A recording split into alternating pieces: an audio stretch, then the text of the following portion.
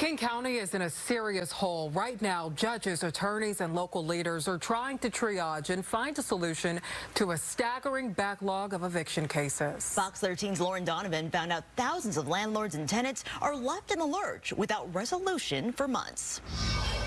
Prior to COVID, if a tenant failed to make payment, they'd be out of there, evicted within 6 to 7 weeks. But today, if a landlord files what's called an unlawful detainer, a judge won't be hearing that case until the new year, 2025.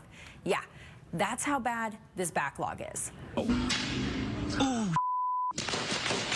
To get killed over an eviction, that's just outrageous. 3 days before shots rang out at this high-risk eviction order in Auburn, ending in a defiant tenant dying at the hands of police, we told you about King County's snowballing eviction problem.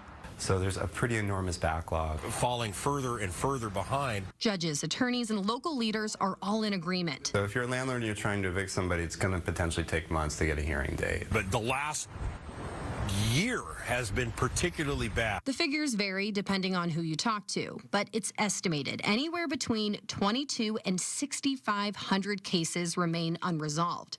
At this rate, roughly 600 eviction requests are coming in every single month. It's created a massive backlog, and it's all coming to a head at once. How did things get so out of hand? Experts tell me the county is experiencing an anomaly that flows from the pandemic. There was a decent safety net over the last couple of years due to COVID. But when the eviction moratoriums expired and the federal dollars dried up, a perfect storm was created. King County Councilman Reagan Dunn contends. But there are also people who are gaming the system. There are serial squatters. There are people that know the rules. They know the difference between right and wrong. They don't care. They've also found ways to stay in their units longer because of legal counsel now representing them as a new law. People like Edmund Witter with the county bar's pro bono services. He staunchly disagrees with Dunn. Right now, he's got a list of 1,500 renters to represent, but lacks the bandwidth to provide all the legal representation the state requires.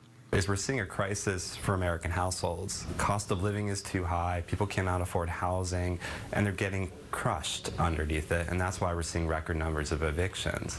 They both agree there's a problem, but remain at odds on the solution. Councilman Dunn just proposed speeding up the process by spending more than $1.3 million taxpayer dollars to increase the number of staff and court commissioners.